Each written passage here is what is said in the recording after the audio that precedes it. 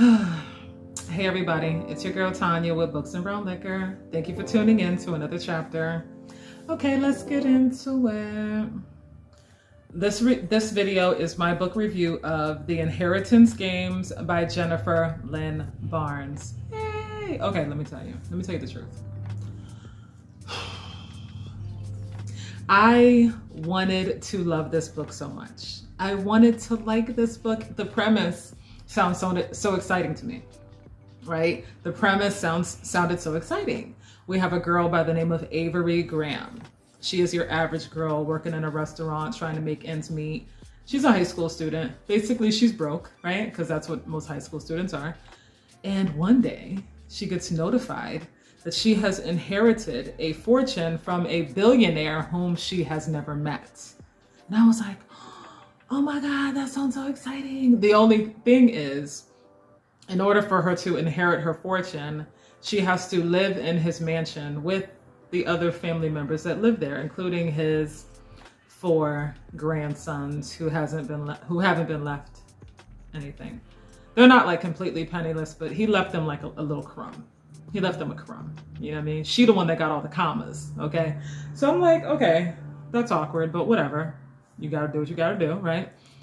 The main question, why does a billionaire leave his fortune to a complete stranger? That's the question I had while I was going through the entire book. So the man who passed away, he loved games and puzzles and riddles.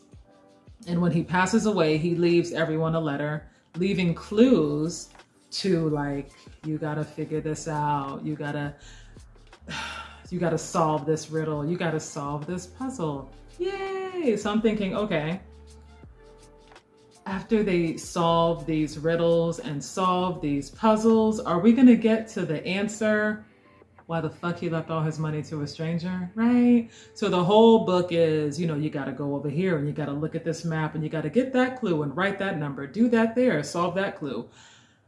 And the book it was entertaining, right? That was entertaining. And then it got kind of repetitive. Some of the clues were kind of like over the top, right? So I wasn't really like enjoying the book that much. And then when I got to the ending, it still didn't answer the main question as to why he left his fortune to a complete stranger. It left you like a little bit of a hint, but it still didn't answer that question. And then when you get to the end of the book, it's like a clue for another mystery that obviously you have to solve and she has to solve in book 2. My thing is, don't be playing with me, okay? Don't be dragging me all around through book 2 and book 3. If I can't get the answer I wanted from book 1, I'm definitely not gonna pick up book 2 or 3.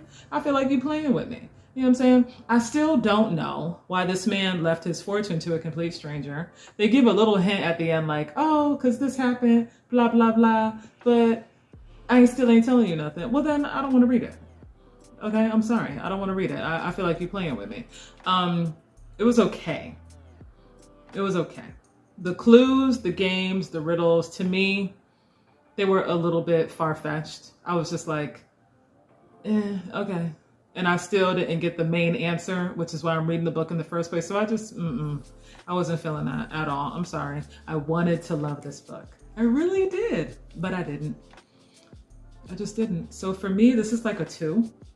It's like a 2 because I feel like some of the scenarios in the book were unrealistic. Some of the scenarios were unrealistic to me. And I understand that I get games and riddles, but a lot of it was just, I'm sorry. I couldn't do it. I tried. I wanted to. I really did. I've watched Harry Potter.